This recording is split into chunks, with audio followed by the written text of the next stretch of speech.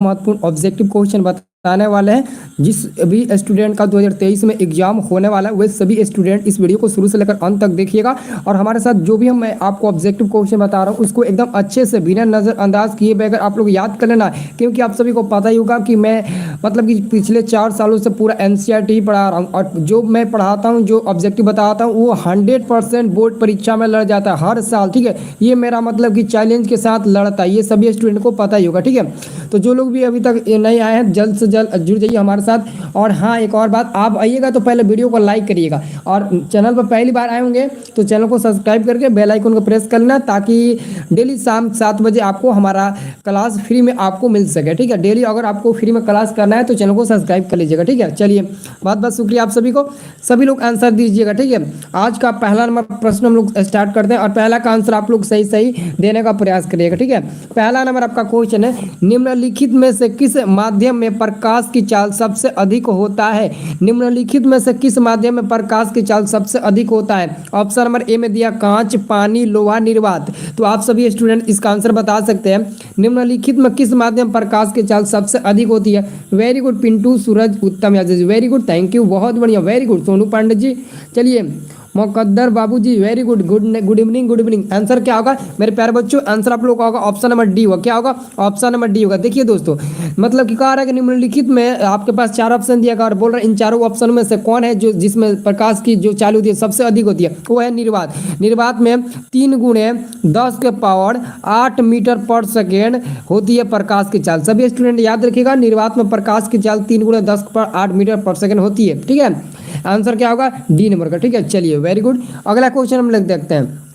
अगला प्रश्न आपका 2 नंबर है। 2 नंबर प्रश्न है कि निम्नलिखित में से कौन विद्युत का सुचालक है? निम्नलिखित में से कौन विद्युत का सुचालक है? काफी महत्वपूर्ण क्वेश्चन है। Sulphur, chlorine, graphite, iodine. और ये जो मतलब कि ऑप्शन दिया है ना, कभी कभी इसका संकेत भी दे देता है। ठीक है, सर बी होगा ग्रेफाइट। निम्नलिखित में कौन विद्युत का सुचालक है? सुचालक आ रहा है। ठीक है, और यहाँ पर आ रहा है ग्रेफाइट सभी मतलब के स्टूडेंट का आ रहा है ग्रेफाइट, ऑप्शन नंबर सी। ठीक है, चलिए वेरी गुड, मैं भी सहमत हूँ। 2 नंबर का आंसर होगा क्या होगा? 2 नंबर का आंसर क्या होगा? क्या होगा? सी नंबर होगा ना। चलिए वेरी गुड, बहुत बढ़िया, बहुत बढ़िया, वेरी गुड, ग्रेफाइट होगा। ठीक है, निम्नलिखित कौन विद्युत का सुचालक है? तो ग्रेफाइट होगा। सभी स्टूडेंट बिल्कुल सही आंसर दिए, बहुत बढ़िया, वेरी गुड। ऐसा ही मन लगा कर पढ़ाई करिए। ठीक है, बहुत बढ़िया। चलिए अगला आपका प्रश्न है यहाँ पर 3 नंबर प्रश्न है आपका, सभी जीव जंतुओं के लिए ऊर्जा का अंतिम स्रोत बताइए। सभी जीव जंतुओं के लिए ऊर्जा का अंतिम स्रोत क्या होता है? पहले क्वेश्चन पढ़िए, मैं जो बोल रहा हूँ ना पहले उसको सुनिए। मैं क्वेश्चन को ऑलरेडी बोल दे रहा हूँ, आपको पढ़ना ही नहीं पड़ेगा, मैं खुद बोल दे रहा हूँ। ठीक है, सभी जीव जंतुओं के लिए ऊर्जा का अंतिम स्रोत क्या होता है? ग्रह, चंद्रमा, सूर्य या फिर कोयला? ये आपका बोर्ड परीक्षा में पूछा जा चुका है प्रश्न। ठीक है, यहाँ पर सन आ गया, इंसा जी, वेरी वेरी थैंक यू। चलिए पिंटू, सोनू यादव जी, कल्लू पांडे, ए नंबर नहीं, ए नंबर नहीं होगा, बट यहाँ पर आंसर होगा सी नंबर। क्या होगा? सी नंबर होगा, सूर्य होगा। क्या होगा? सूर्य, ऑप्शन नंबर सी होगा। वेरी गुड, बहुत बढ़िया। सभी जीव जंतुओं के लिए मतलब ऊर्जा का एक ही स्रोत होता है सभी जीव जंतुओं के लिए। जब पूछेगा कि सभी जीव जंतुओं के लिए ऊर्जा का अंतिम स्रोत क्या होता है, आप लोग बताना सूर्य होता है। क्या होता है? सूर्य, जिसको हम लोग इंग्लिश में सन बोलते हैं। सन माने सूर्य होता है ना, सूर्य भगवान। ठीक है, आंसर होगा आपका सी नंबर। अगला क्वेश्चन देखिए, अगला क्वेश्चन है आपका 4 नंबर, रासायनिक अभिक्रिया में भाग लेने वाले पदार्थ को कहा जाता है? रासायनिक अभिक्रिया में भाग लेने वाले पदार्थ को हम लोग क्या बोलते हैं? सभी स्टूडेंट बताइए तो। बताइए, अभिकारक बोलते हैं। चलिए वेरी गुड, इंसा जी, वेरी गुड, बहुत बढ़िया। रासायनिक अभिक्रिया में भाग लेने वाले पदार्थ को क्या कहते हैं? बहुत ऐसे स्टूडेंट हैं जो ऑप्शन नंबर बी पर भी टिक लगा रहे हैं और सी पर भी टिक लगा रहे हैं, लेकिन एक बात याद रखिएगा, रासायनिक अभिक्रिया में भाग लेने वाले पदार्थ को हम लोग अभिकारक के नाम से जानते हैं, जो आप लोग का एकदम 100% सही उत्तर है। क्या है? 100% सही उत्तर है। तो जो भी स्टूडेंट इस वीडियो को लाइक नहीं किए प्लीज उनसे एक ही मैं रिक्वेस्ट करना चाहूंगा कि आप लोग इस वीडियो को लाइक करना है, क्योंकि मैं NCERT का जो बताता हूँ क्वेश्चन और पूरा बोर्ड एग्जाम में लड़ेगा। देखना, ना लड़ेगा तो सब किसी के पास मेरा मोबाइल नंबर है, फोन करके जरूर पूछना कि सर आपका बताया हुआ नहीं लड़ रहा है। ठीक है, एग्जाम में जरूर लड़ेगा और मेरा पूरा भरोसा है कि आप लोग 400 नंबर लाओगे। हर कोई 400 इस बार नंबर लाएगा और नंबर लाना भी पड़ेगा आपको 400। ठीक है, किसी ना किसी आपको नंबर लाना ही पड़ेगा। ठीक है, चलिए अगला क्वेश्चन हम लोग देखते हैं ग्लूकोज का रासायनिक सूत्र। ठीक है, ग्लूकोज का रासायनिक सूत्र क्या है मेरे प्यारे स्टूडेंट? ग्लूकोज का रासायनिक सूत्र बताइए तो क्या होता है ग्लूकोज का रासायनिक सूत्र? ग्लूकोज और चीनी दोनों का रासायनिक सूत्र। सर बायोलॉजी का पीडीएफ भेजिए सर, बायोलॉजी का। ठीक है मेरे प्यारे स्टूडेंट, क्या होगा ग्लूकोज का रासायनिक सूत्र क्या होता है? सभी स्टूडेंट बताइएगा। देखिए यहाँ पर आंसर आ रहा है सी नंबर। देखिए बिल्कुल सही आंसर होगा सी नंबर होगा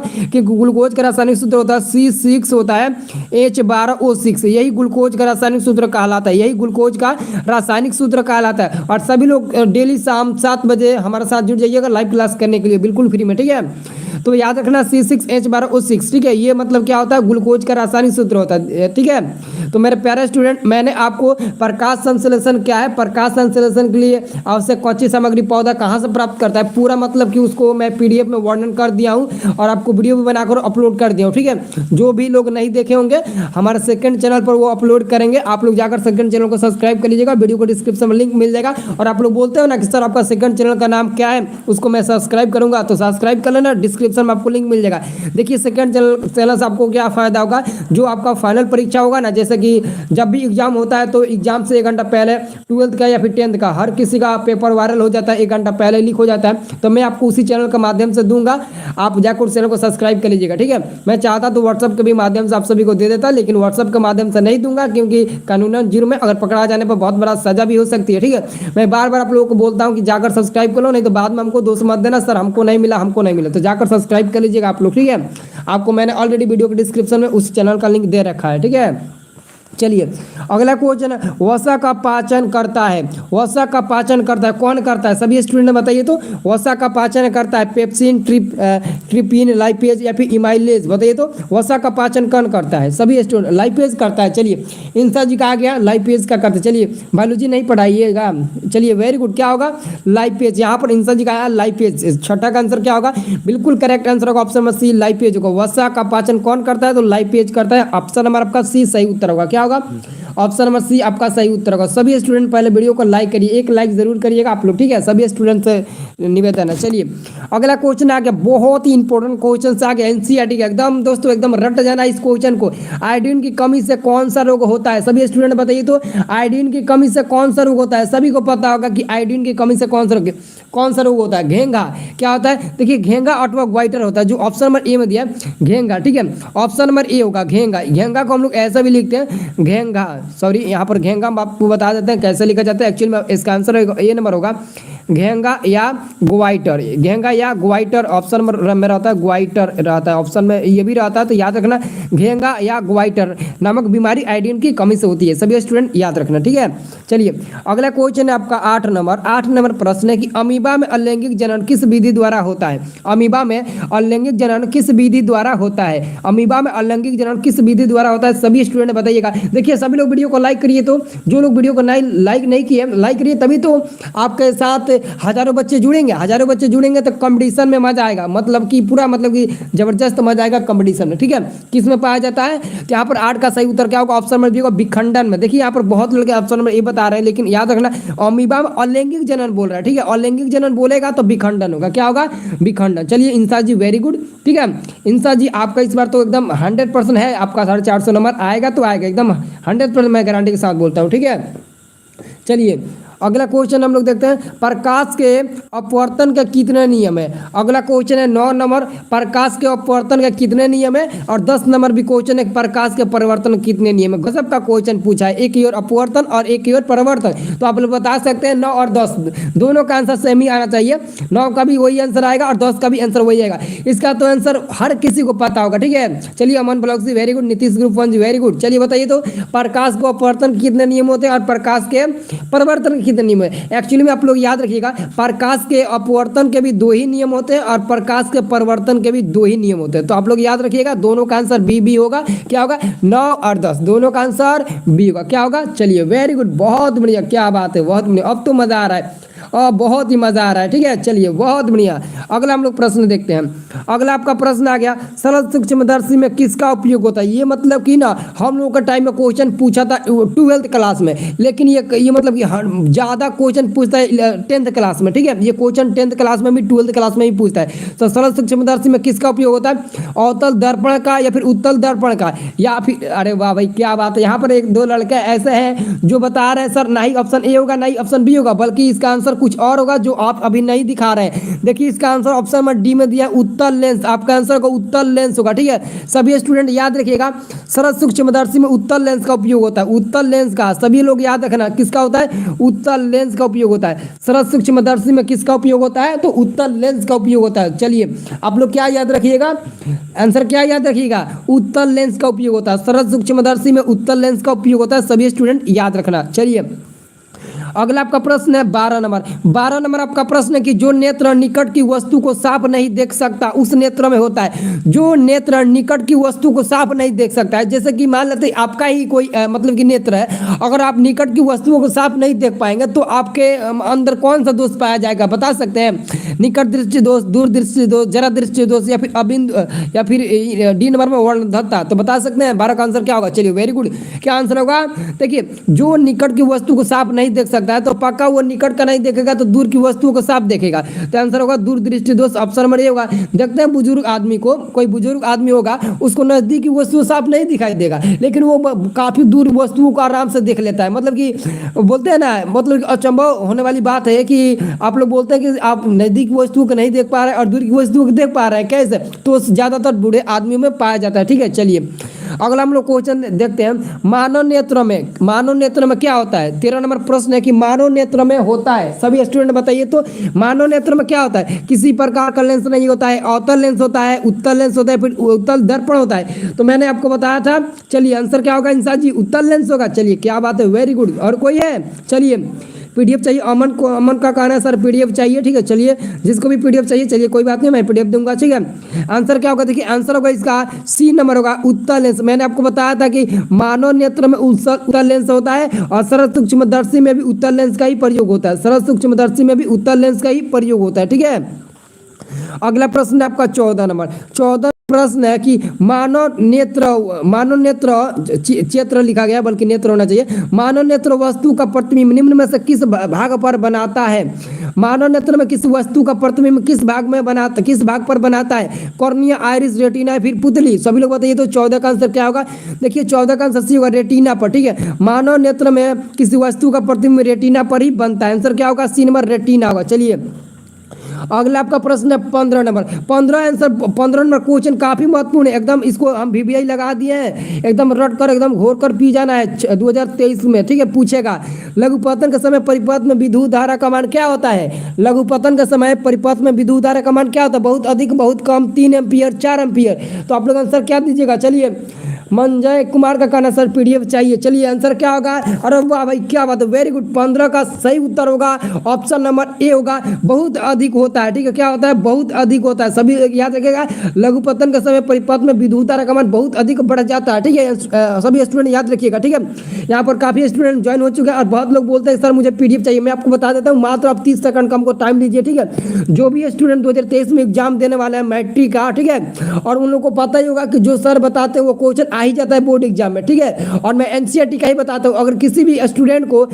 मतलब कि इंग्लिश का छोड़कर सभी विषय का ऑब्जेक्टिव चाहिए जो 2023 में एकदम फंस जाए, 2023 में फंस जाए मतलब कि लड़ जाए, 70% 80% ऑब्जेक्टिव क्वेश्चन लड़ जाए, तो आप हमसे ले सकते हैं। मैंने आपको इंग्लिश का छोड़कर सभी विषय का ऑब्जेक्टिव क्वेश्चन का पीडीएफ आपको मैं बना रखा हूँ और वहां पर मैंने आंसर भी टिक लगा दी हूँ ताकि आपको याद करने में कोई दिक्कत नहीं होगी। अगर किसी को भी लेना है तो मात्र 150 रुपया पेमेंट आपको करना होगा और लेना होगा, मात्र 150 रुपया। लालच मत करिए, किसी न किसी तरह हमारा मोबाइल नंबर इतना पर गूगल पे, फोन पे या फिर किसी न किसी तरह आप ऑनलाइन पेमेंट करके ले लीजिए। आप सोचिए कि मैं किसी न किसी तरह सर से ले लूँ। ठीक है, मोबाइल नंबर है 9693779407। इसी नंबर पर आपको ऑनलाइन पेमेंट करके ले लेना है। ठीक है, जब पेमेंट करिएगा उसी समय हम आपको व्हाट्सएप पर दे देंगे। ठीक है, ये याद रखिएगा, जो लोग नहीं लेगा वो पछताएगा। ठीक है, एग्जाम के बाद ही आप 150 रुपये में पछताएंगे तो कोई मतलब कि आपको पछतावा वहाँ पर नहीं हो पाएगा। ठीक है, तो याद रखिए, आपको लेना है तो पहले ही ले लीजिए, नहीं तो एग्जाम के बाद पछताइएगा तो कोई वहाँ पर फर्क नहीं पड़ेगा। ठीक है,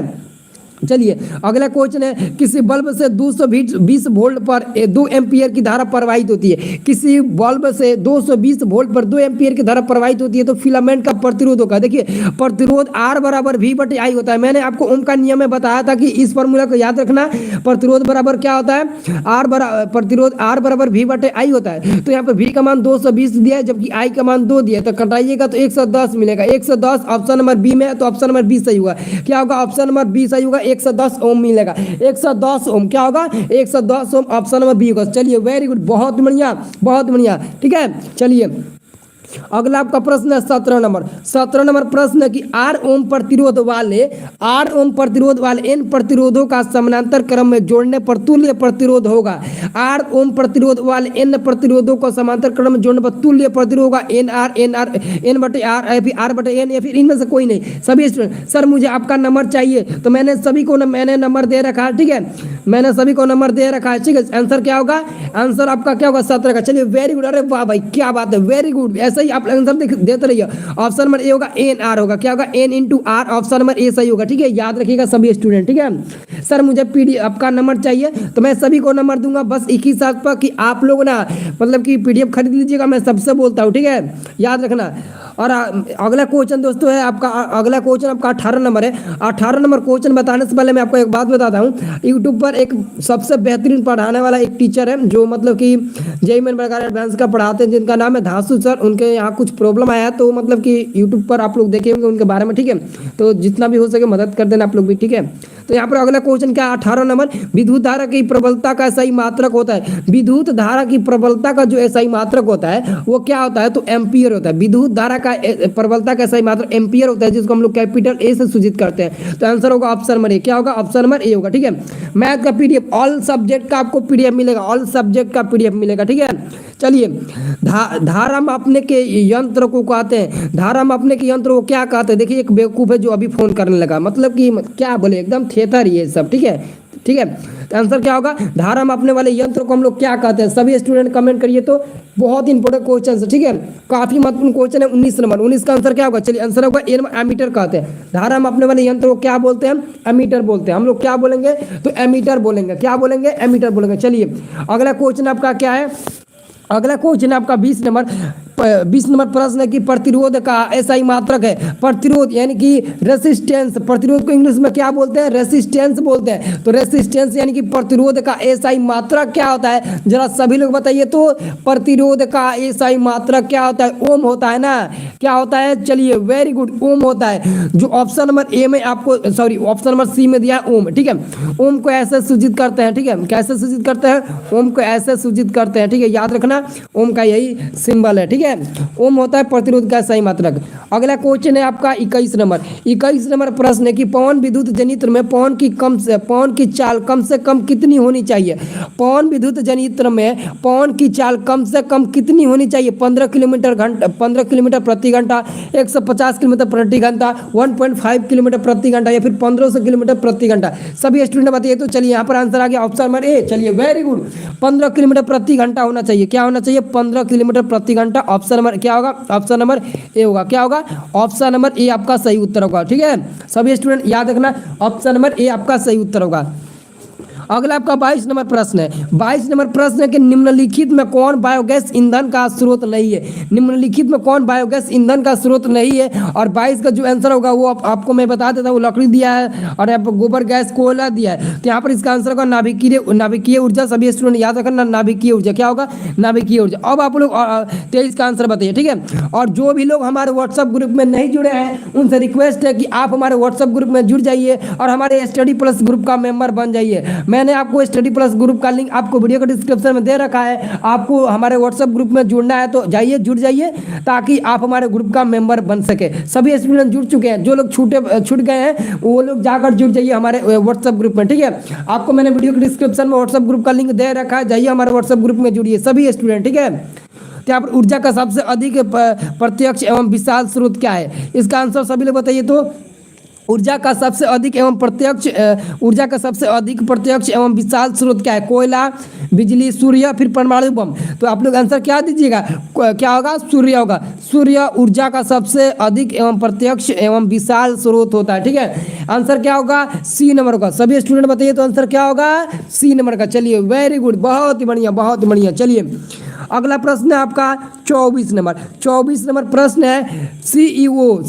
देखिए यहाँ पर थोड़ा समीकरण में गलती हो गया, CuO प्लस H2 दिया। ठीक है, CuO प्लस H2 से कॉपर और प्लस हाइड्रोजन मतलब कि जल का निर्माण हुआ। ठीक है, ये आपका समीकरण सही है। कॉपर ऑक्साइड जल के साथ हाइड्रोजन के साथ अभिक्रिया किया है तो कॉपर प्लस जल का निर्माण किया है। तो कि किस प्रकार के अभिक्रिया है तो क्या होगा? रेडक्स होगा। चलिए सभी लोग बताइए तो 24 का आंसर क्या होगा?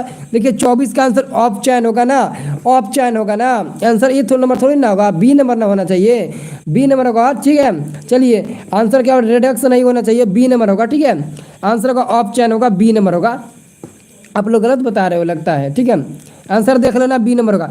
अगला क्वेश्चन देखिए, अगला क्वेश्चन बहुत ही इंपॉर्टेंट क्वेश्चन है। इलेक्ट्रॉन के स्थानांतरण से बने यौगिक कहलाते हैं। इलेक्ट्रॉन के स्थानांतरण से बने यौगिक कहलाते हैं। सभी लोग बताइए तो इलेक्ट्रॉन के स्थानांतरण से बने यौगिक कहलाते हैं सहसंयोजी, विदेश संयोजी, कार्बनिक या फिर इनमें से कोई नहीं।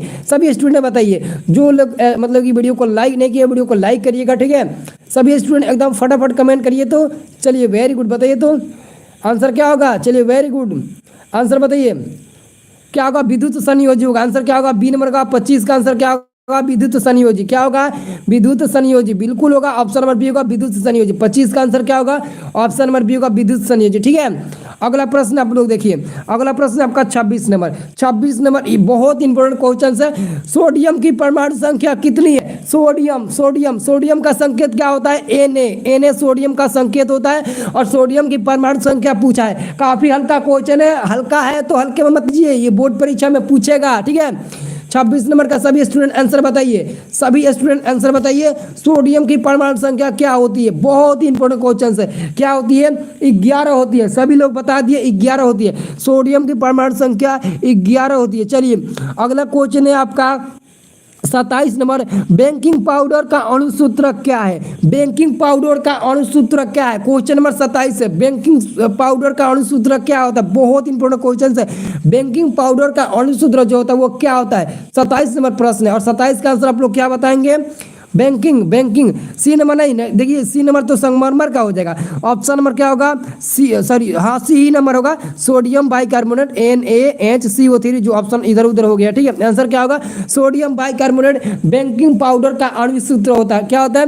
बेकिंग पाउडर का अणुसूत्र होता है सोडियम बाइकार्बोनेट जिसको NaHCO3 हम लोग लिखते हैं। ठीक है, चलिए अगला प्रश्न देखने से पहले मैं आपको बता दूं, जिस भी स्टूडेंट को 2023 परीक्षा में लड़ने वाला क्वेश्चन अगर आप ऑब्जेक्टिव चाहिए तो हमसे ले सकते हैं, क्योंकि बहुत ऐसे लड़के हैं जो अभी शुरू से नहीं पढ़ पाए हैं। उनको केवल चाहिए कि बोर्ड परीक्षा में ऑब्जेक्टिव क्वेश्चन लड़ जाए। तो मेरे पास सभी विषय का ऑब्जेक्टिव क्वेश्चन है 2023 में आने वाला, एकदम VBI 100% गारंटी के साथ क्वेश्चन लड़ेगा। सबको पता होगा कि मैं कैसे क्वेश्चन को लड़ाता हूँ। ठीक है, तो आप हमारे मोबाइल नंबर इतना पर 9693779407 इस नंबर पर आप एक बार कॉल करके या फिर व्हाट्सएप SMS करके बोल दीजिएगा सर हमको PDF चाहिए। आप इस नंबर पर ऑनलाइन गूगल पे, फोन पे, पेटीएम जरिए 150 रुपये पेमेंट करके ले सकते हैं। ठीक है, 150 रुपया कोई ज़्यादा नहीं है। एग्जाम देने के बाद अगर पछताएंगे तो क्या फ़ायदा। 150 रुपये खर्च कर दीजिए, बहुत ही मतलब कि आप आगे जाएंगे। ठीक है, देख लीजिएगा, मतलब कि पूरा वादा है। चलिए अगला क्वेश्चन है, निम्नलिखित में कौन विजातीय यौगिक है? जो भी स्टूडेंट 28 का आंसर सबसे पहले बताएगा वही आज की इस लाइव का विनर बनेगा। बताइए तो 28 का आंसर क्या होगा? निम्नलिखित में कौन विजातीय यौगिक है? देखते हैं कितने लोग इसका आंसर बताते हैं। ठीक है, चलिए भरोसा है। रोहित एडिटर जी बहुत बहुत शुक्रिया। नीरज जी चलिए, यादव अकेला, अजय काले जी चलिए बताइए तो आंसर क्या होगा? Plaster of Paris. चलिए वेरी गुड। देखिए यहाँ पर काफ़ी लोग ABC करके बता रहे हैं। तो जो भी स्टूडेंट ABC करके बता रहे हैं मैं उनको बता दूँ, चूना पत्थर, संगमरमर और खरिया और संगमरमर इन सभी एक ही होता है। इनका रासायनिक सूत्र जो होता है ना CaCO3 होता है। ये मतलब कि सभी एक ही होता है। ठीक है, संगमरमर, खरिया ये सब एक ही होता है। लेकिन प्लास्टर ऑफ पेरिस इसका आंसर होगा। आंसर होगा D नंबर। ठीक है, प्लास्टर ऑफ पेरिस एक विजातीय यौगिक है। क्या है? एक विजातीय यौगिक है प्लास्टर ऑफ पेरिस। सभी स्टूडेंट याद रखना, ठीक है। और मैं आप लोगों से एक रिक्वेस्ट करना चाहता हूं कि आप लोगों ने अभी तक हमारी इस वीडियो को लाइक नहीं किया ना, तो प्लीज़ एक लाइक आप लोग जरूर कर दीजिए, ठीक है। आप लोग से यही उम्मीद है कि आप लोग एक लाइक जरूर करेंगे, ठीक है। तो एक लाइक जरूर कर दीजिए तो सभी मेरे प्यारे स्टूडेंट, ताकि 150 लाइक कंप्लीट हो जाए। जल्द से जल्द लाइक कर दीजिए। चलिए अगला क्वेश्चन आ गया। अगला आपका क्वेश्चन है यहाँ पर 29 नंबर। निम्नलिखित में पीएच का कौन सा मान क्षारक विलयन को देता है? निम्नलिखित में कौन सा कौन सा पीएच मान जो होता है जो क्षारक विलयन को दर्शाता है? ये तो सबको पता होगा कि क्षारीय विलयन का पीएच मान क्या होता है। सबको पता है ना कि क्षारीय विलयन का पीएच मान क्या होता है, तो बताइए ना। चलिए क्या बात है, आंसर होगा 13 नंबर। देखिए 13 इसलिए होगा क्योंकि क्षारीय विलयन का पीएच मान 7 से अधिक होता है। 7 से अधिक में मतलब क्या आएगा? 7 से अधिक में 8 आएगा, 9 आएगा, 10, ऐसे करते इन्फिनिटी तक जाएगा। ये सभी मतलब कि क्षारीय को दर्शाएगा। और जो 7 से कम आएगा, 6, 4, 5, 3, 2, 1, ये सब मतलब अम्ल में चला जाएगा। और जो केवल 7 मिलेगा वो उदासीन में चला जाएगा, ठीक है। सभी स्टूडेंट याद रखना। अगला क्वेश्चन आपका 30 नंबर। पीतल है, पीतल क्या है? अधातु, मिश्र धातु, उपधातु। इसमें एक ऑप्शन गायब ही हो गया, ठीक है। चलिए कोई बात नहीं है, बता सकते हैं। पीतल क्या है? पीतल एक मिश्र धातु होता है। क्या होता है? पीतल एक मिश्र धातु होता है। आपका 30 का आंसर क्या होगा? 30 का आंसर सी नंबर होगा। पीतल एक मिश्र धातु होता है। क्या होता है? पीतल एक मिश्र धातु होता है। जो भी स्टूडेंट हमारे व्हाट्सएप ग्रुप में नहीं जुड़े हैं, जाकर हमारे व्हाट्सएप ग्रुप में जुड़ जाइए तो एकदम जल्दी से और फटाफट जुड़ जाइए तो हमारे व्हाट्सएप ग्रुप में, ठीक है। जो स्टूडेंट नहीं जुड़े हैं, ठीक है। अगला आपका क्वेश्चन है यहाँ पर। अगला क्वेश्चन आप लोग देख सकते हैं 31 नंबर। 31 नंबर प्रश्न है, निम्न में कौन आयनिक यौगिक है? निम्न में कौन आयनिक यौगिक है? बताइए तो क्वेश्चन नंबर 31 का आंसर क्या होगा? सभी स्टूडेंट बताइए तो क्वेश्चन नंबर 31 का आंसर क्या होगा? बहुत इंपॉर्टेंट क्वेश्चन है। निम्न में कौन आयनिक यौगिक है? आयनिक यौगिक बताना है। आंसर से होगा सी नंबर। आंसर क्या होगा? C number. क्या होगा? सी नंबर होगा CaCl2। ये क्या है? एक आयनिक यौगिक होता है। आंसर होगा आपका सी नंबर। क्या होगा? सी नंबर बिल्कुल करेक्ट आंसर होगा, ठीक है। आंसर क्या होगा? आंसर आपका सी नंबर का। अगला क्वेश्चन आपका 32 नंबर। निम्न में कौन सा पदार्थ ऑक्सीजन से संयोग नहीं करता है? कौन ऐसा पदार्थ है जो ऑक्सीजन के साथ कभी अभिक्रिया ही नहीं करता, कभी संयोग ही नहीं करता है? तांबा, गोल्ड, जिंक या फिर पोटेशियम? तो बता सकते हैं सभी स्टूडेंट, बताइए तो जरा इसका आंसर क्या होगा? सभी स्टूडेंट बताइए।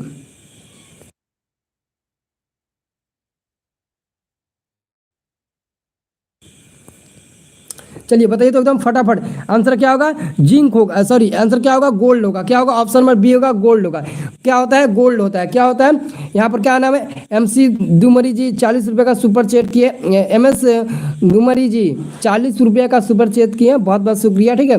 बहुत बहुत शुक्रिया सुपर चैट करने के लिए, बहुत बहुत धन्यवाद है। क्या नाम है? आपको दिल से धन्यवाद है MS दुमरी जी, ठीक है। बहुत बहुत धन्यवाद है, आप सुपर चैट 40 रुपये किए, बहुत बढ़िया, वेरी गुड, बहुत बढ़िया। अच्छा लगा कि आप हमारे वीडियो में आकर पहली बार सुपर चैट किए, मतलब कि पहले आप बंदे हैं जो मतलब कि सुपर चैट किए, बहुत बढ़िया, बहुत ही अच्छा लगा, थैंक यू सो मच, ठीक है।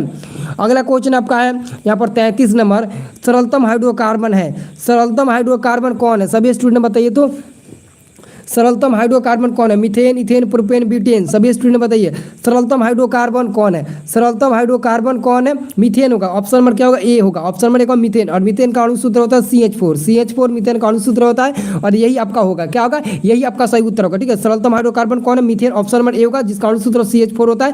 भाई देखो अगर गलती से आपका अणुसूत्र दे दे तो आप कैसे टिक लगाइएगा? तो टिक लगाइएगा CH4 होता है, ठीक है। चलिए अगला क्वेश्चन आपका आ गया 34 नंबर। कार्बन हाइड्रोजन से संयोग कर बनाता है। कार्बन जो होता है वो हाइड्रोजन से संयोग कर क्या बनाता है? आयनिक यौगिक बनाता है, या फिर हाइड्रोकार्बन बनाता है, या फिर हैलोजन, या फिर अम्लराज बनाता है? तो 34 का जो सही उत्तर होगा वो ऑप्शन नंबर बी होगा, हाइड्रोकार्बन बनाता है। कार्बन हाइड्रोजन से संयोग कर एक हाइड्रोकार्बन का निर्माण करता है, तो आंसर क्या होगा? हाइड्रोकार्बन। बिल्कुल इंसान जी, बहुत बढ़िया, हाइड्रोकार्बन, ठीक है। चलिए किंग साहब जी, चलिए वेरी गुड, आंसर बिल्कुल सही मिला। अब देखिए ये जो क्वेश्चन है इसका आंसर हर किसी को आना चाहिए, बहुत ही इंपॉर्टेंट क्वेश्चन है, बहुत इंपॉर्टेंट क्वेश्चन है। वायुमंडल, क्या क्वेश्चन है? क्वेश्चन है कि वायुमंडल में CO2 गैस की उपस्थिति है। वायुमंडल में CO2 गैस की उपस्थिति होती है, यानी कि कार्बन डाइऑक्साइड की उपस्थिति वायुमंडल में कितना होता है? सभी स्टूडेंट बताइए तो आंसर क्या होगा? आंसर क्या होगा? 0.03%, ठीक है। आंसर क्या होगा? 0.03%। ऑप्शन नंबर सी होगा, बहुत इंपॉर्टेंट क्वेश्चन है। 0.03% वायुमंडल में CO2 गैस की उपस्थिति क्या होती है? 0.03% होती है, ठीक है। आंसर होगा आपका ऑप्शन नंबर सी होगा, बहुत इंपॉर्टेंट क्वेश्चन है। अगला आपका क्वेश्चन है यहाँ पर दोस्तों 36 नंबर प्रश्न है कि ओजोन के एक अणु में ऑक्सीजन के परमाणुओं की संख्या होती है। ओजोन के एक अणु में ऑक्सीजन के परमाणुओं की संख्या होती है। ओजोन के एक अणु में ऑक्सीजन की परमाणुओं की संख्या कितनी होती है? सभी स्टूडेंट बताइए तो कितनी होती है? जोर से बोलिए, जोर से कमेंट करिए। आंसर क्या होगा? 3 होगा। सी नंबर क्या होगा? 3 होगा। C number. ठीक है, जो भी स्टूडेंट नए आए हैं हमारे साथ, हमारे इस चैनल को सब्सक्राइब कर लीजिएगा ताकि डेली आपको हमारे साथ लाइव क्लास मिल सके। ठीक है, अगर आप चैनल को सब्सक्राइब किए होंगे तो आपको डेली लाइव क्लास हमारे साथ करने को मिलेगा। और साथ में हमारे व्हाट्सएप ग्रुप में जुड़कर हमारे ग्रुप का मेंबर बन जाइए। तो आप भी हमारे ग्रुप में जुड़कर हमारे व्हाट्सएप ग्रुप का मेंबर बन जाइए ताकि आपको भी लगे कि मैं भी मतलब कि स्टडी प्लस ग्रुप का मेंबर हूँ। तो आप जल्द से जल्द हमारे ग्रुप में जुड़ जाइए और स्टडी प्लस ग्रुप में जुड़कर मेंबर बन जाइए। ठीक है, चलिए अगला क्वेश्चन, आवर्त सारणी में कितने आवर्त है? आवर्त सारणी में कितने आवर्त है? आवर्त सारणी में कितने आवर्त होते हैं? 5, 6, 7, 4। सभी स्टूडेंट बताइए तो आवर्त सारणी में कितने आवर्त होते हैं? 7 होते हैं। चलिए आंसर होगा सी नंबर। इसका भी सी ही होगा। चलिए वेरी गुड, क्या बात है, बहुत बढ़िया। आंसर क्या होगा? इसका भी सी होगा। 7 होता है। कितना होता है? तो 7 होता है। सभी स्टूडेंट याद रखना, आवर्त सारणी में कितने आवर्त होते हैं? तो 7 आवर्त होते हैं। कितने होते हैं? 7 आवर्त होते हैं। आप सभी क्या आंसर याद रखिएगा? ऑप्शन नंबर सी याद रखिएगा, 7 होते हैं। चलिए अगला क्वेश्चन है, हीलियम कैसा तत्व है? अगला आपका प्रश्न देखिए, अगला प्रश्न आपका है 38 नंबर। 38 नंबर प्रश्न, हीलियम कैसा तत्व है? सभी स्टूडेंट बताइए। अक्रिय, क्रियाशील, सक्रिय, फिर उदासीन। सभी स्टूडेंट बताइए तो क्या है? अक्रिय है। हीलियम कैसा तत्व है? हीलियम एक अक्रिय तत्व होता है जो ग्रुप 18 का तत्व भी कहलाता है। इसको हम लोग शून्य वर्ग के तत्व के नाम से भी जानते हैं क्योंकि उसकी वैलेंसी जो होती है वो 0 होती है। ठीक है, याद रखना, ऑप्शन नंबर आपका ए सही उत्तर होगा। हीलियम कैसा तत्व है? तो एक अक्रिय तत्व है जो ग्रुप 18 का तत्व कहलाता है। इसको हम लोग शून्य वर्ग के नाम से भी जानते हैं। अगला आपका प्रश्न क्या है? अगला प्रश्न ऑक्सीजन है। ऑक्सीजन है, बताइए तो ऑक्सीजन क्या है? वसा, एंजाइम, हार्मोन या फिर कार्बोहाइड्रेट? सभी स्टूडेंट बताइए तो 39 का आंसर क्या होगा? ऑक्सीजन है, हार्मोन, वसा, एंजाइम, कार्बोहाइड्रेट। सभी स्टूडेंट आंसर बताइए तो इसका आंसर क्या होगा? पहले 39 का आंसर बताइए क्या होगा?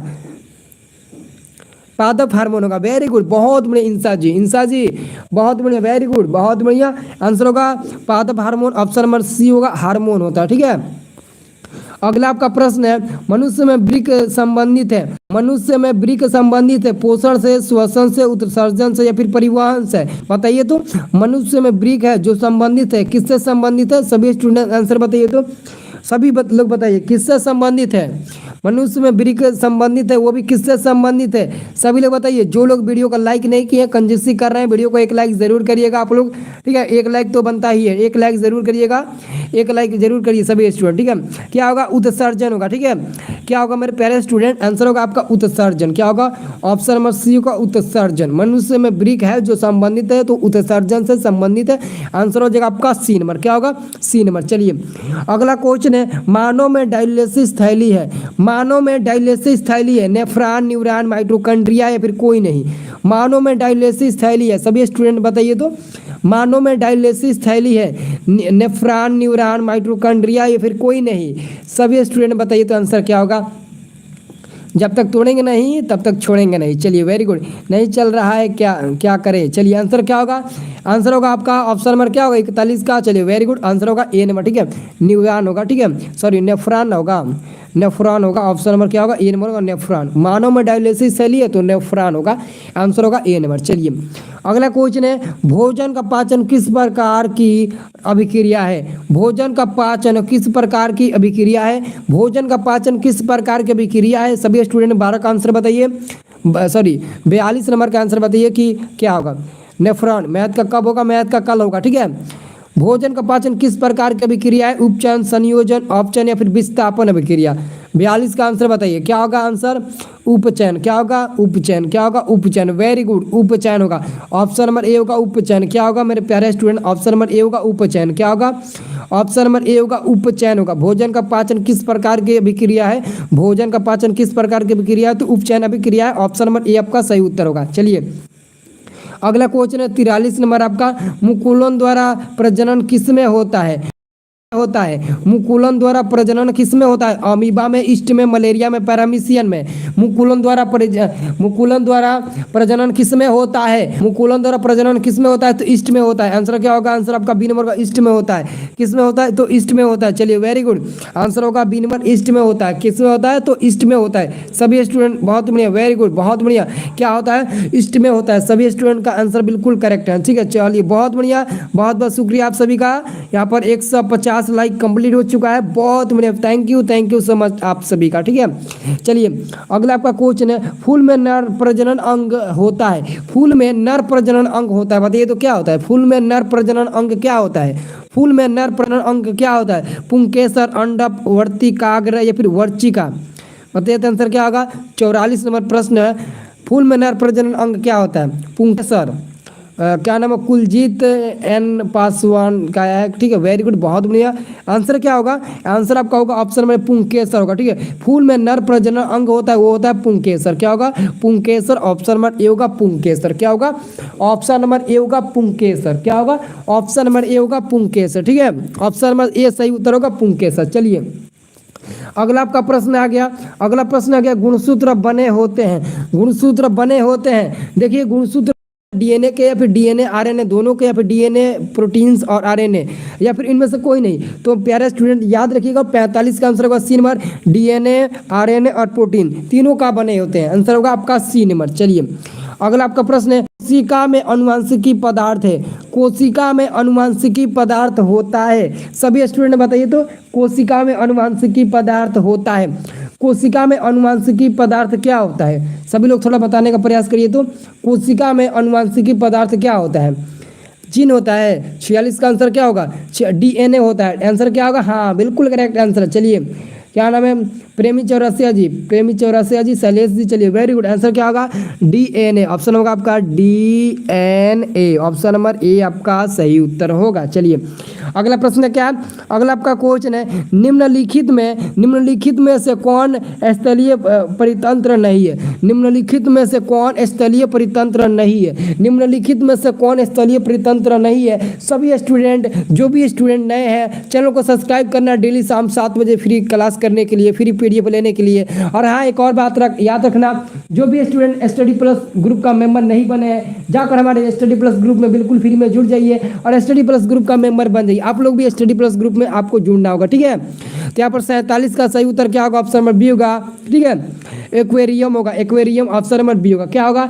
बिल्कुल करेक्ट आंसर होगा ऑप्शन नंबर बी। क्या होगा? बिल्कुल करेक्ट आंसर होगा ऑप्शन नंबर बी। ठीक है, अगला आपका प्रश्न है 48 नंबर। 48 नंबर प्रश्न है कि सीएफसी क्या है? सीएफसी का पूरा नाम क्या होता है? क्लोरोफ्लोरोकार्बन। क्या होता है? क्लोरोफ्लोरोकार्बन। क्या होता है? क्लोरोफ्लोरोकार्बन। क्या होता है? क्लोरोफ्लोरोकार्बन। चलिए आंसर क्या होगा? ऑप्शन नंबर ए होगा क्लोरोफ्लोरोकार्बन। कार्बन फ्लोरोकार्बन नहीं बल्कि क्लोरोफ्लोरोकार्बन होगा। ऑप्शन नंबर ए होगा। ठीक है, आंसर क्या होगा? 48 का ऑप्शन नंबर ए होगा। ठीक है, मेरे प्यारे स्टूडेंट, आप सभी से रिक्वेस्ट है, आप लोग वीडियो को लाइक करिएगा और चैनल को सब्सक्राइब करिएगा और व्हाट्सएप ग्रुप में हमारे जुड़ जाइएगा। ठीक है, सभी स्टूडेंट से मैं बोल देता हूँ। ठीक है, चलिए जो भी स्टूडेंट हमारे वीडियो को लाइक नहीं किया जल्दी से लाइक कर दीजिए। तो चलिए वेरी गुड, क्या बात है, बहुत बढ़िया, वेरी गुड। चलिए यहाँ पर दोस्तों 49 नंबर का आंसर बताइए। 49 नंबर प्रश्न है, निम्नलिखित में से किसका अपवर्तनांक सबसे अधिक होता है? निम्नलिखित में से किसका अपवर्तनांक सबसे अधिक होता है? वायु, बर्फ, कांच, हीरा। किसका अपवर्तनांक जो होता है वो सबसे अधिक होता है? चलिए थोड़ा नाम भी रख लिया जाए। चलिए थोड़ा आप लोगों का नाम भी रख लिया जाए, सभी लोग कमेंट करिए तो। निकिता कुमार जी, हीरा, नीतीश कुमार, राकेश प्रताप सिंह ऑफिशियल। चलिए आंसर मिल गया। और कोई है जो बताएगा इसका आंसर? सभी लोग कमेंट करिए, मैं नाम रख रहा हूँ। ठीक है, सभी अनमोल जी, चलिए फनी भाई, कुलजीत पासवान जी, चलिए नीतीश ग्रुप 1, नीतीश कुमार जी, चलिए वेरी गुड। सभी लोग आंसर कमेंट करते रहिए। उज्जवल सोनी, मुकद्दर जी, चलिए आंसर आ गया। एमआईटेक, चलिए विक्की यादव जी, चलिए आंसर क्या मिल गया? आंसर मिल गया हीरा होगा डी नंबर। और हीरा का अपवर्तनांक जो होता है वो 2.42 होता है। क्या होता है? 2.42 सबसे अधिक हीरा का अपवर्तनांक होता है। ठीक है, आप लोग क्या याद रखिएगा? 2.42 हीरा का अपवर्तनांक सबसे अधिक होता है। ठीक है, याद रखिएगा। अगला आपका प्रश्न आता है 50 नंबर, ठीक है। 50 नंबर आपका प्रश्न है, विद्युत धारा का चुंबकीय प्रभाव का खोज किसने किया था? विद्युत धारा के चुंबकीय प्रभाव का खोज किसने किया था? विद्युत धारा के चुंबकीय प्रभाव का खोज किसने किया था? ऑस्टेड नामक वैज्ञानिक ने किया था। ऑस्टेड नामक वैज्ञानिक ने विद्युत धारा का चुंबकीय प्रभाव का खोज किया था, ऑस्टेड, ठीक है। ऑस्टेड नामक वैज्ञानिक ने किया था, ये आंसर याद रखना। ऑस्टेड नामक वैज्ञानिक ने विद्युत धारा के चुंबकीय प्रभाव का खोज किया था, ठीक है। अगला क्वेश्चन 51 नंबर है। दोस्तों आप लोग 51 का आंसर बताइए। 51 नंबर क्वेश्चन है, निम्नलिखित में किस लेंस को अभिसारी लेंस कहते हैं? निम्नलिखित में किस लेंस को अभिसारी लेंस कहते हैं? अगर आप लोगों का इजाजत होगा तो मैं थोड़ा पानी पी लेता हूँ, ठीक है, क्योंकि ज़्यादा बोलने से ना मतलब कि गला में प्रॉब्लम हो जाती है, ठीक है। तो अगर आप लोग मतलब कि अगर आप लोग का आशीर्वाद है, आप लोग का दुआ है, तो मैं पानी पी लेता हूँ, ठीक है। मात्र आप लोग 20 सेकंड 30 सेकंड का टाइम दीजिएगा, ठीक है, मात्र 20 सेकंड, ठीक है। तब तक आप 51 और 52 का आंसर ढूंढ लीजिए क्या होगा, ठीक है। 51 और 52 दोनों का आंसर आपके सामने मिल रहा है, ठीक है। मैं थोड़ा पानी पी लेता हूँ, आप लोग ये मत सोचिएगा सर चले गए, ठीक है। थोड़ा सब्र रखिए, सभी लोग पहले आंसर कमेंट करिए, ठीक है। सभी लोग आप लोग आंसर कमेंट करते रहिए, ठीक है, तब तक मैं पानी को पी लेता हूँ, ठीक है।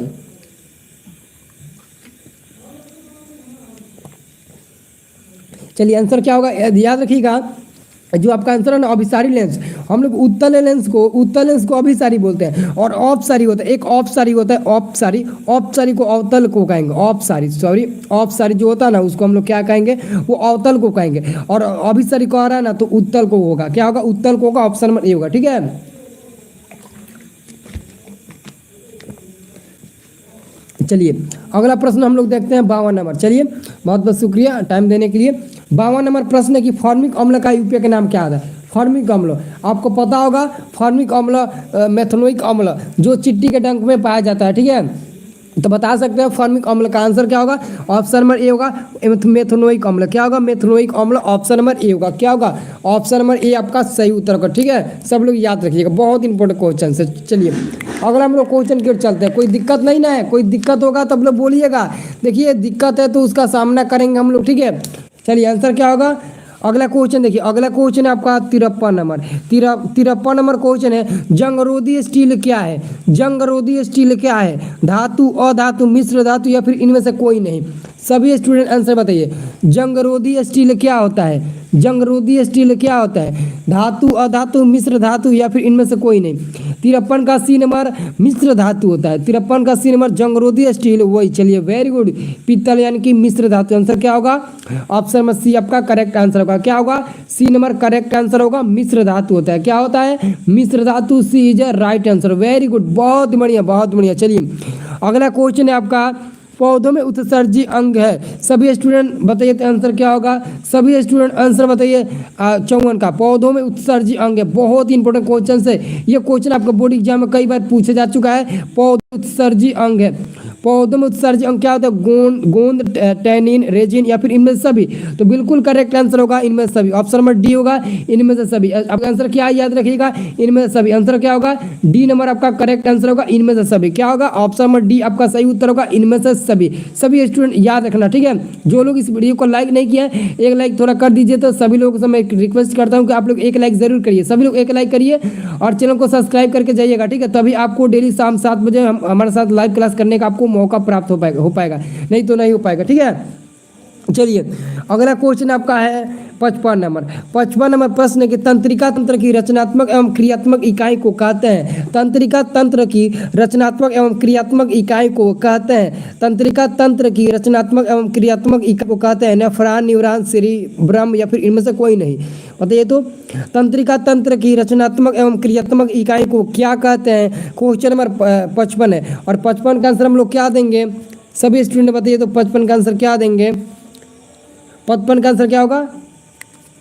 55 का आंसर बताइए। सर कितना क्वेश्चन है? क्वेश्चन तो है 100 क्वेश्चन है, ठीक है। पूरे 100 क्वेश्चन है। आंसर होगा न्यूरॉन, ठीक है। क्या बोलते हैं? न्यूरॉन बोलते हैं। और न्यूरॉन आंसर क्या होगा? आंसर आपका बी होगा, न्यूरॉन। क्या होगा?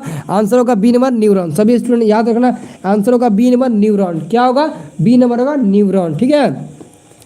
अगला आपका क्वेश्चन है 56 नंबर आपका प्रश्न है, कौन सी गैस ओजोन परत में छेद के लिए उत्तरदायी है? कौन सी गैस ओजोन परत में छेद करने के लिए उत्तरदायी होता है? बताइए तो H2N2 CFCN की क्लोरोफ्लोरोकार्बन या फिर CH4 मीथेन। तो बताइए तो आंसर क्या होगा? सभी स्टूडेंट आंसर बताइए तो क्या आंसर होगा? तो हमको तो लगता है आप आंसर बताएंगे क्या होगा? N2। और कोई जो आंसर बताएगा? N2 आप लोग का आंसर आ रहा है N2। चलिए आंसर क्या होगा?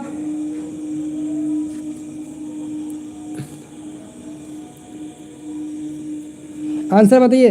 देखिए यहाँ पर बहुत लोग आंसर सी भी बता रहे हैं, बहुत लोग आंसर बी भी बता रहे हैं। ठीक है, कौन सी गैस ओजोन परत में छेद के लिए उत्तरदायी होता है? अच्छे से सोच समझ कर बताइएगा। देखिए यहाँ पर क्लोरोफ्लोरोकार्बन होना चाहिए। ठीक है, आंसर क्या होना चाहिए? सी नंबर होना चाहिए, क्लोरोफ्लोरोकार्बन। ठीक है, जो ओजोन परत में छेद के लिए उत्तरदायी होता है। ठीक है, आंसर क्या होगा? सी नंबर होगा।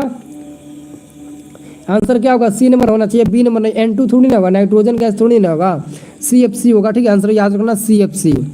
अगला प्रश्न आपका, समतल दर्पण द्वारा बना प्रतिबिंब हमेशा, समतल दर्पण द्वारा बना प्रतिबिंब हमेशा, सभी स्टूडेंट बताइए तो 57 का आंसर क्या होगा? समतल दर्पण द्वारा बना प्रतिबिंब हमेशा होता है तो वास्तविक होता है, काल्पनिक होता है, कभी वास्तविक तो कभी काल्पनिक होता है, या फिर इनमें से कोई नहीं। तो यहाँ पर 57 नंबर जो प्रश्न है उसका सही उत्तर होगा क्या होगा? 57 नंबर का आंसर होगा काल्पनिक होता है। समतल दर्पण द्वारा बना प्रतिबिंब हमेशा क्या होता है? काल्पनिक होता है। आंसर क्या होगा? ऑप्शन नंबर ए होगा, काल्पनिक होता है। क्या होता है?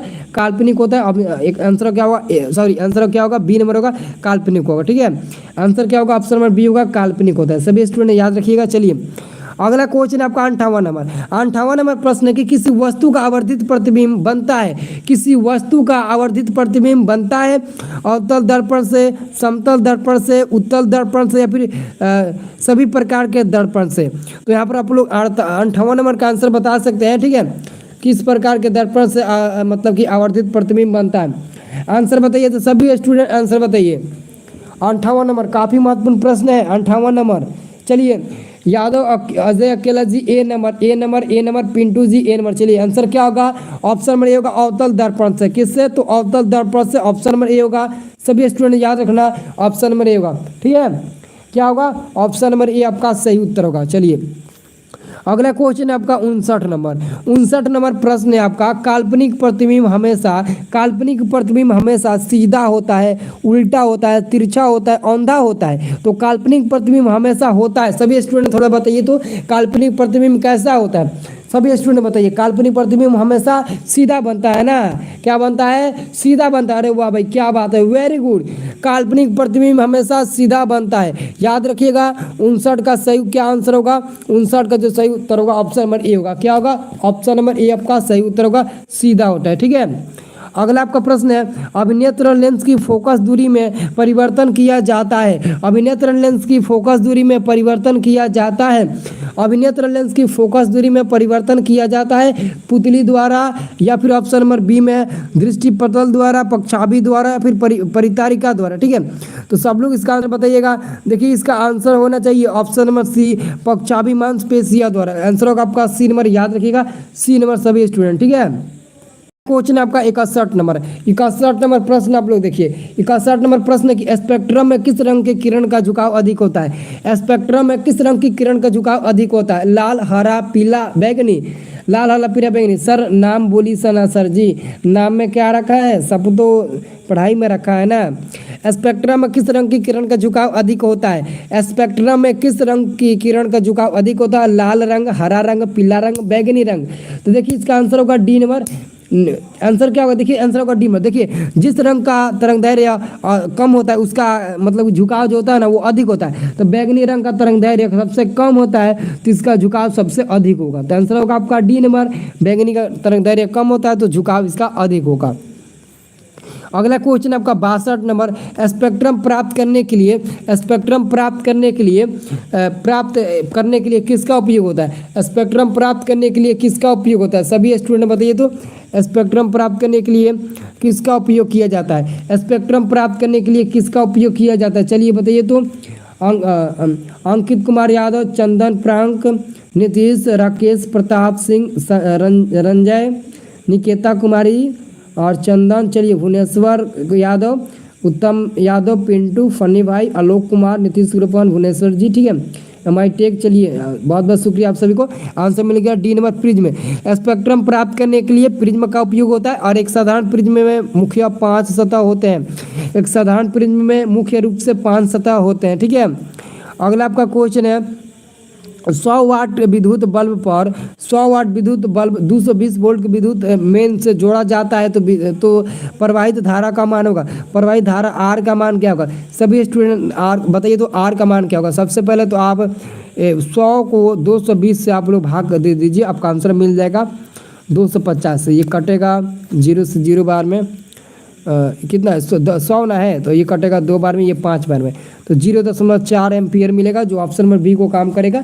0.4 यानी कि आंसर क्या होगा आपका? ऑप्शन नंबर बी होगा। ठीक है, आंसर क्या होगा? ऑप्शन नंबर बी हो जाएगा 0.4। क्या होगा? 0.4 एम्पियर। सभी लोग स्टूडेंट याद रखना, आपका 63 का आंसर होगा ऑप्शन नंबर बी 0.4। क्या आंसर होगा? ऑप्शन नंबर बी होगा 0.4। ठीक है, आंसर याद रखिएगा। अगला प्रश्न बताइए सभी लोग, अगला का आंसर बताइए। तो अगला क्वेश्चन काफ़ी महत्वपूर्ण है। क्वेश्चन है आपका 64 नंबर। 64 नंबर क्वेश्चन कहा था कि जब किसी चालक तार से विद्युत धारा प्रवाहित होती है, जब किसी चालक तार से विद्युत धारा प्रवाहित होता है तो गतिशील किरण होते हैं। तो गतिशील किरण होते हैं तो क्या होता है? इलेक्ट्रॉन होते हैं। आंसर होगा डी नंबर। क्या होगा?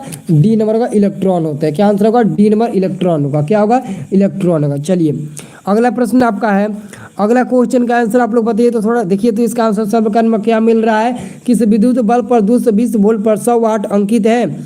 जब इसे 110 वोल्ट पर प्रचलित करते हैं तो बल्ब इसके द्वारा उपभोक्त शक्ति कितनी होती है? शक्ति कितनी होती है? सभी स्टूडेंट इसका आंसर बताइए तो क्या आंसर का देखते हैं 65 का कितने लोग सही आंसर बता पाते हैं। देखते हैं आप लोगों को 37 का आंसर पता है कि नहीं। अगर पता है तो बहुत ही बढ़िया। देखते हैं कितने लोग 37 का आंसर बता पाते हैं। मुझे तो पूरा उम्मीद है कि आप लोग आंसर बता ही देंगे क्योंकि ये काफ़ी महत्वपूर्ण क्वेश्चन है, क्योंकि ये क्वेश्चन बहुत ही इंपॉर्टेंट है आपके बोर्ड एग्जाम के लिए। ठीक है, तो आप लोग बता सकते हैं। ठीक है, तो ज़रूर बताइएगा सभी स्टूडेंट। ठीक है, चलिए बहुत बहुत शुक्रिया। आज का आंसर मिला 25 वाट होगा। ऑप्शन नंबर डी होगा 25 वाट मिलेगा। क्या मिलेगा? आंसर मिलेगा डी नंबर 25 वाट।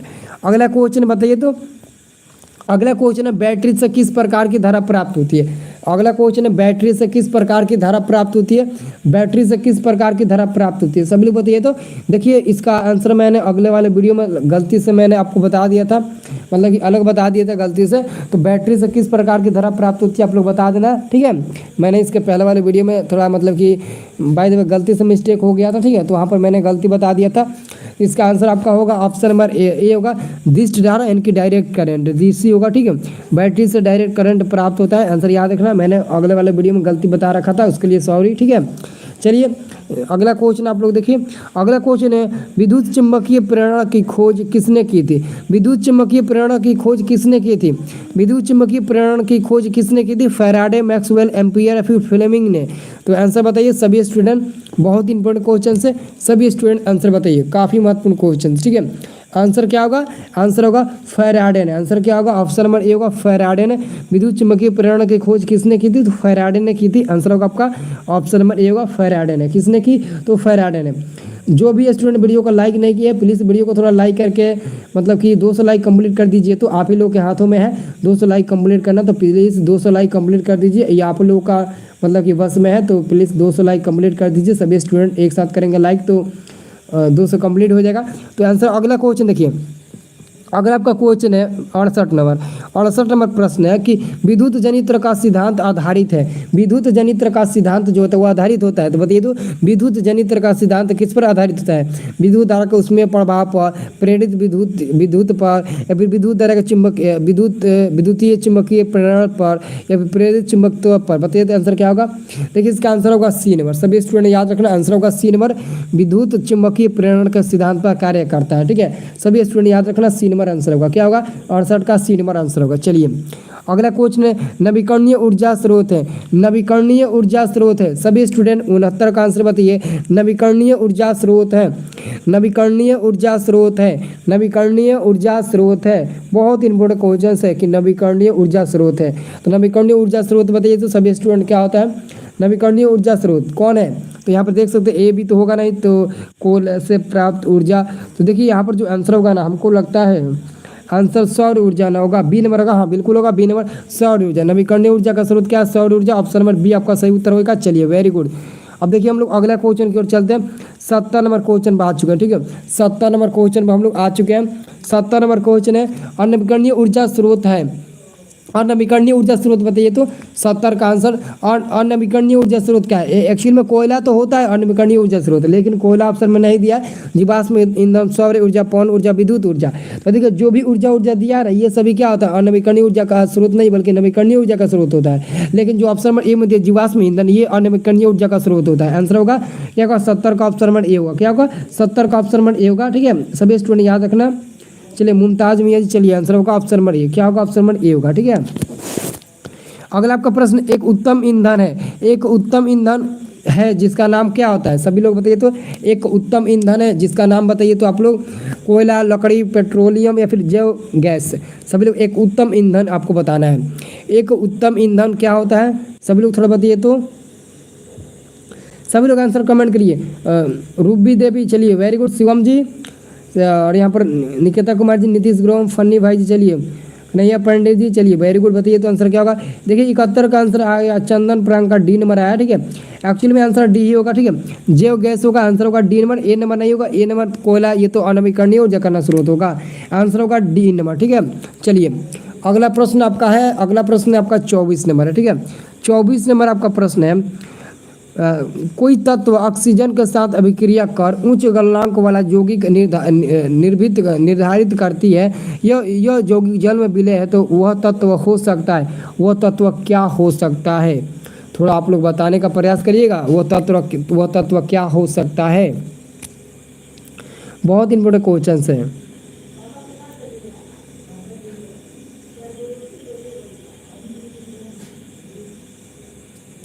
आंसर क्या होगा? सब लोग थोड़ा इसका आंसर सी नंबर होगा। क्या होगा? सिलिकॉन होगा ना। 73 का डी नंबर नहीं होगा। देखिए 73 का डी नंबर नहीं होगा। 73 का सी भी नहीं होगा, बी भी नहीं होगा। देखिए 73 का क्या आंसर होगा? निकेता जी, कैल्शियम होगा। देखिए इसमें इस क्वेश्चन में थोड़ा हमको डाउट है। इसका आंसर सिलिकॉन होना चाहिए, सी नंबर होना चाहिए, ठीक है। इसका आंसर सी नंबर होना चाहिए, सिलिकॉन होना चाहिए। सिलिकॉन या फिर कैल्शियम होना चाहिए। इसमें थोड़ा हम भी फंसे हैं, ठीक है। एक बार इस क्वेश्चन को हम लोग देखेंगे, ठीक है। एक बार देखते हैं। देखिए इसका आंसर सी ही नंबर होना चाहिए, लेकिन बहुत लड़के का आंसर ए भी आ रहा है, कैल्शियम भी होगा। बट यहाँ पर हमें भी डाउट है कि इसका आंसर ए भी होना चाहिए, ठीक है। लेकिन इसका आंसर हम लोग देखकर बताएंगे, कमेंट बॉक्स के माध्यम से आपको बता देंगे, ठीक है।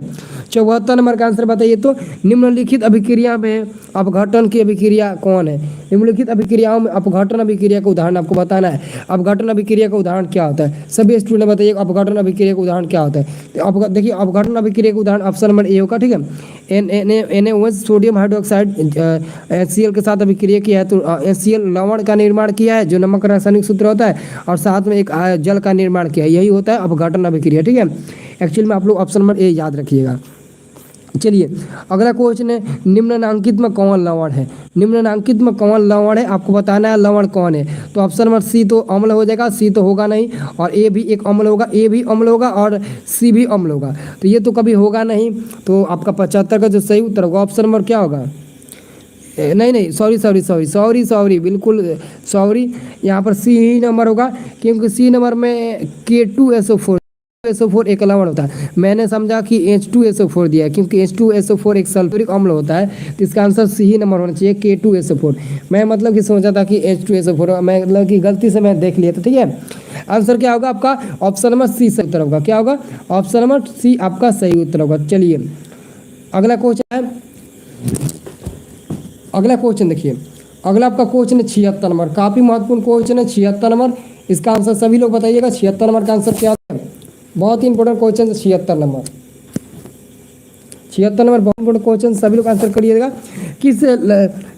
किस लाल तप्त आयरन पर जलवाष्प प्रवाहित करने पर कौन सा मतलब कि यौगिक प्राप्त होता है? 76 का नंबर क्वेश्चन है, और 76 का जो सही उत्तर होगा वो क्या होगा? सभी स्टूडेंट बताइए 76 का आंसर क्या होगा? 76 का हमको लगता है सही होगा। 76 का आंसर होगा सी नंबर Fe3O4 होगा, ठीक है। चलिए अगला क्वेश्चन आपका 77 नंबर। 77 नंबर आपका प्रश्न है, 77 नंबर प्रश्न है कि हमारे शरीर में पीएच कितने परास के बीच कार्य करता है? हमारे शरीर में पीएच कितने परास के बीच कार्य करता है? तो 7.0 से 7.8 के बीच, ठीक है। सभी स्टूडेंट याद रखना, आंसर होगा आपका बी नंबर, ठीक है। आंसर क्या होगा? B number. सभी स्टूडेंट याद रखना, आंसर क्या होगा? तो बी नंबर होगा। क्या होगा? B number. बहुत इंपॉर्टेंट क्वेश्चन है, ठीक है। आंसर क्या होगा आपका बी नंबर सही उत्तर होगा। चलिए वेरी गुड, बहुत बढ़िया। अगला क्वेश्चन के हम चलते हैं, ठीक है। जो लोग हमारे व्हाट्सएप ग्रुप में नहीं जुड़े हैं जाकर हमारे व्हाट्सएप ग्रुप में जुड़ जाइए, फटाफट आप लोग हमारे व्हाट्सएप ग्रुप में जुड़ जाइए, जिसका लिंक आपको मैंने वीडियो के डिस्क्रिप्शन में दे रखा है, ठीक है।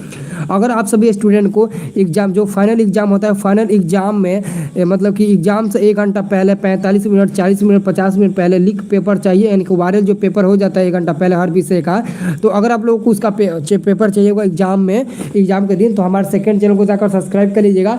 वीडियो के डिस्क्रिप्शन में मैंने आपको सेकंड चैनल का लिंक दे रखा है, उसी चैनल के माध्यम से आपको वायरल क्वेश्चन पेपर हम आपके पास पहुंचाएंगे, ठीक है। जाकर सब्सक्राइब कर लीजिएगा।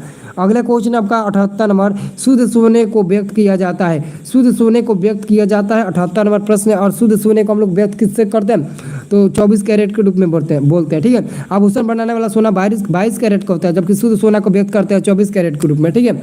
आंसर क्या होगा, आंसर आपका बी नंबर सही उत्तर होगा। चलिए अगला क्वेश्चन आपका आता है 79 नंबर प्रश्न है कि कौन सा अधातु कमरे के ताप पर द्रव होता है, कौन सा अधातु जो होता है जो कमरे के ताप पर द्रव होता है, सभी स्टूडेंट बताइए तो कौन सा अधातु जो होता है जो कमरे के ताप पर द्रव होता है, कमरे के ताप पर द्रव होता है, कौन सा धातु जो कमरे के ताप पर द्रव होता है। चलिए ब्रोमीन, जिसको हम लोग Br से सूचित करते हैं, जिसको हम लोग Br से सूचित करते हैं, और Br एक अधातु होता है। अगर यहाँ पर धातु पूछे तो पारा हो जाएगा, लेकिन अधातु पूछा है तो ब्रोमीन होगा। कौन सा धातु कमरे के ताप पर द्रव अवस्था में होता है, तो ब्रोमीन होता है, ऑप्शन नंबर ए होगा। चलिए अगला क्वेश्चन आपका 80 नंबर, शीशा और टीन के मिश्र धातु को कहते हैं, शीशा और टीन के मिश्र धातु को कहते हैं, 80 नंबर प्रश्न है। और 80 का सही उत्तर होगा ऑप्शन नंबर ए होगा, सोल्डर कहते हैं। शीशा और टीन के मिश्र धातु को सोल्डर नाम से हम लोग जानते हैं, सभी स्टूडेंट याद रखना, सोल्डर के नाम से हम लोग जानते हैं, ठीक है। चलिए अगला आपका प्रश्न देखिए, अगला क्वेश्चन है आपका 81 नंबर, इथाइल अल्कोहल का अणु सूत्र होता है, इथाइल अल्कोहल का अणु सूत्र क्या होता है। मैंने आपको कई सारे वीडियो में बताया हूँ।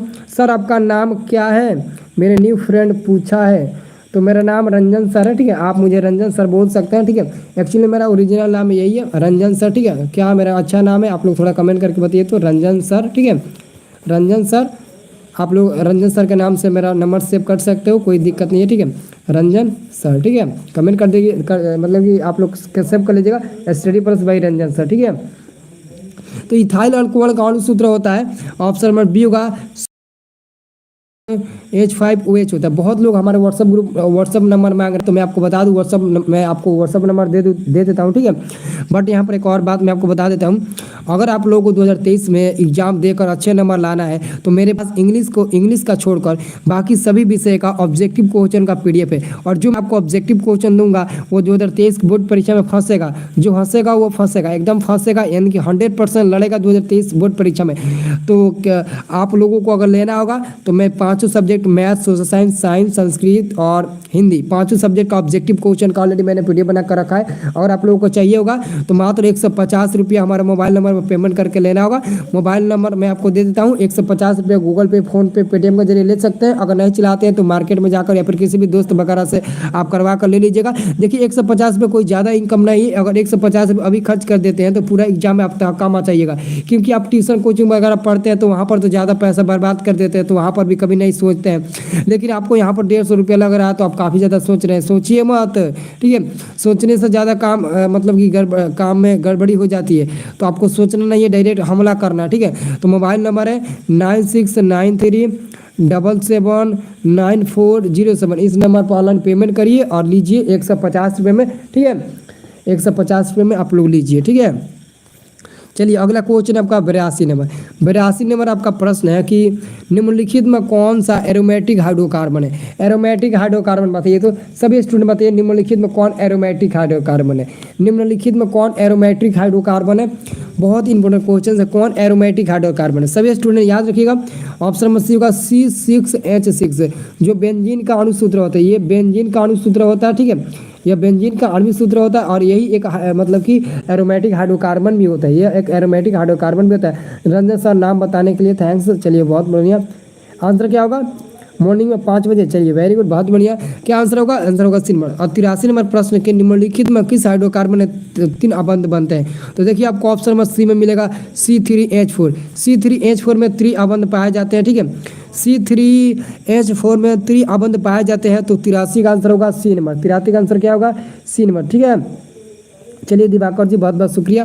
83 का आंसर होगा 80 नंबर। चलिए अगला आपका क्वेश्चन है 84 नंबर। 84 नंबर प्रश्न है कि आवर्त सारणी के उदग्र स्तंभों को कहा जाता है। आवर्त सारणी के उदग्र स्तंभों को कहा जाता है। 84 नंबर प्रश्न है कि आवर्त सारणी के उदग्र स्तंभों को कहा जाता है। आवर्त सारणी के उदग्र स्तंभों को वर्ग के नाम से हम लोग जानते हैं। वर्ग के नाम से हम लोग जानते हैं। आंसर होगा ए नंबर, वर्ग के नाम से जानते हैं। ठीक है, आवर्त सारणी के उदग्र स्तंभों को हम लोग वर्ग के नाम से जानते हैं। ठीक है, अगला क्वेश्चन है 85 नंबर आपका प्रश्न है। 85 नंबर प्रश्न कहता है आवर्त सारणी के प्रथम वर्ग के सदस्य है। आवर्त सारणी के प्रथम वर्ग के सदस्य कहलाते हैं। तो आवर्त सारणी के प्रथम वर्ग के सदस्य क्षारीय धातु कहलाते हैं। क्या कहलाते हैं? क्षारीय धातु कहलाते हैं। सभी स्टूडेंट बहुत बहुत धन्यवाद। क्षारीय धातु कहलाते हैं। ठीक है, बहुत बढ़िया, वेरी गुड। जब तक तोड़ेंगे नहीं तब तक छोड़ेंगे नहीं। जो भी स्टूडेंट हमारे इस वीडियो को लाइक नहीं किए, वीडियो को एक लाइक करिएगा। ठीक है, और हमारे साथ पहली बार क्लास कर रहे होंगे तो चैनल को सब्सक्राइब करके बेल आइकन को प्रेस कर लीजिएगा ताकि हमारा डेली आपको क्लास मिल सके। ठीक है, डेली आपको फ्री लाइव क्लास हम देंगे शाम 7 बजे इसी चैनल के माध्यम से। अगर चैनल को सब्सक्राइब किए होंगे तो आपके पास मतलब कि नोटिफिकेशन चल जाएगा, नोटिफिकेशन चला जाएगा। ठीक है, तो आप लोगों ना जल्द से जल्द मतलब कि हमारे मतलब कि चैनल को सब्सक्राइब कर लीजिए। और व्हाट्सएप ग्रुप में नहीं जुड़े हैं अभी तक तो व्हाट्सएप ग्रुप में जाकर जुड़ जाइए। आपको वीडियो के डिस्क्रिप्शन में व्हाट्सएप ग्रुप का लिंक मिलेगा, उसी व्हाट्सएप ग्रुप में आप लोगों को ज्वाइन होना है। तो सभी स्टूडेंट व्हाट्सएप ग्रुप में जाकर जुड़ जाइए। तो एकदम फटाफट जाइए व्हाट्सएप ग्रुप में जुड़िए तो आप लोग। ठीक है, तो देखिए आंसर क्या होगा।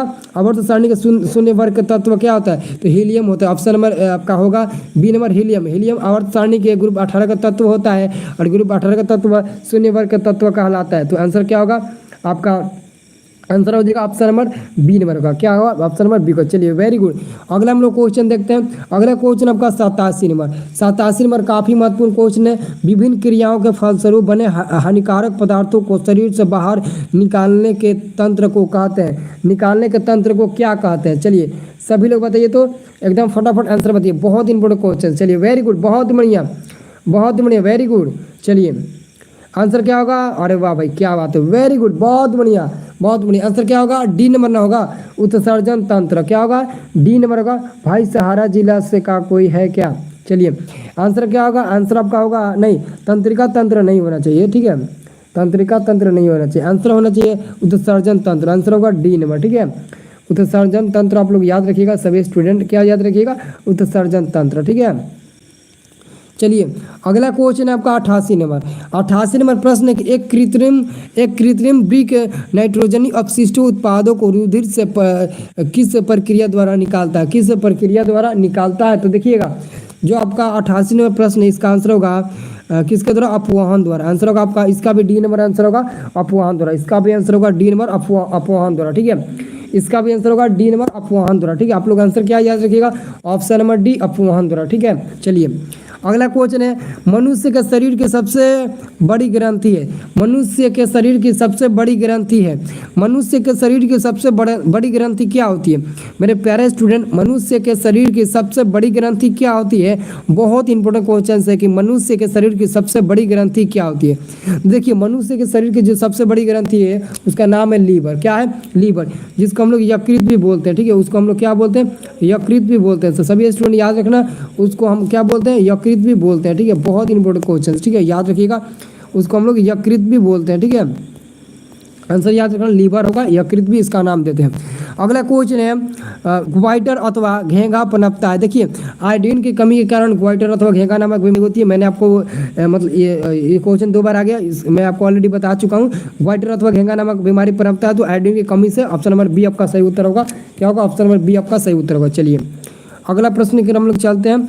अगला क्वेश्चन आपका 91 नंबर। मुकुलन द्वारा अलैंगिक जनन होता है। मुकुलन द्वारा अलैंगिक जनन होता है, सभी लोग बताइए तो मुकुलन द्वारा अलैंगिक जनन होता है। बहुत इंपॉर्टेंट क्वेश्चन है, बताइए एकदम फटाफट बताइए सभी स्टूडेंट बताइए। बहुत इंपॉर्टेंट क्वेश्चन है, मुकुलन द्वारा अलैंगिक जनन होता है तो किस में होता है?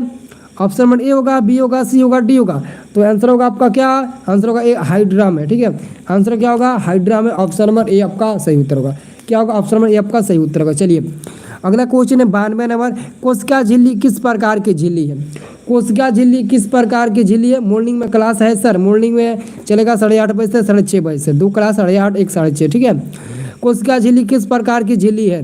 कोशिका झिल्ली किस प्रकार की झिल्ली है? परगम्य, अपरगम्य या फिर अर्धपरगम्य या फिर इनमें से कोई नहीं? आंसर क्या होगा? अर्धपरागम्य। आंसर होगा आपका क्या होगा?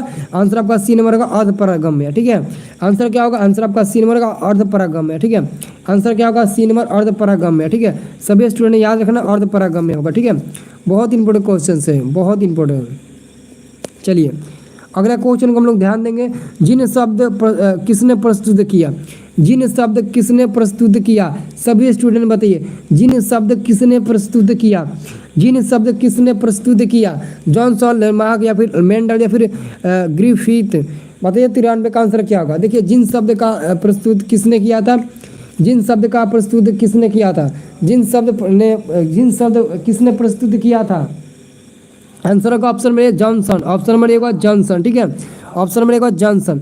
चलिए अगला क्वेश्चन है 94 नंबर। मलेरिया उत्पन्न करने वाले मच्छर किस तरह के जल में उत्पन्न होता है? मलेरिया उत्पन्न करने वाले मलेरिया उत्पन्न करने वाले मच्छर किस तरह के जल में उत्पन्न होता है? मलेरिया उत्पन्न करने वाले मलेरिया उत्पन्न करने वाले मच्छर किस प्रकार के जल में पाए जाते हैं? तो मलेरिया उत्पन्न करने वाले गंदे जल में पाए जाते हैं, जबकि डेंगू उत्पन्न करने वाले मच्छर साफ जल में। तो गंदा जल ऑप्शन नंबर बी होगा। क्या होगा? गंदा जल ऑप्शन नंबर बी होगा। चलिए अगला क्वेश्चन हम लोग देखेंगे। अगला क्वेश्चन आपका है 95 नंबर। 95 नंबर आपका प्रश्न है, निम्न में कौन एक जैविक प्रक्रम द्वारा अपघटित होने वाला पदार्थ है? निम्न में कौन एक जैविक प्रक्रम द्वारा अपघटित होने वाला पदार्थ है? तो बता सकते हैं। तो सूखे घास पत्ते। आंसर होगा सूखे घास पत्ते। आंसर क्या होगा? सूखे घास पत्ते। अगला क्वेश्चन है आपका 96 नंबर। 96 नंबर प्रश्न है, हरे पौधे कहलाते हैं? हरे पौधे कहलाते हैं। सभी स्टूडेंट 96 का आंसर बताइए। तो देखते हैं कितने लोग का आंसर आता है 96 का कितने लोग का आंसर आता है। पूरा एनसीईआरटी का क्वेश्चन है, एनसीईआरटी का एकदम क्वेश्चन है, इसको एकदम रट जाइएगा। ये 96 नंबर प्रश्न बोर्ड परीक्षा 2023 में एकदम हूबहू छप जाएगा।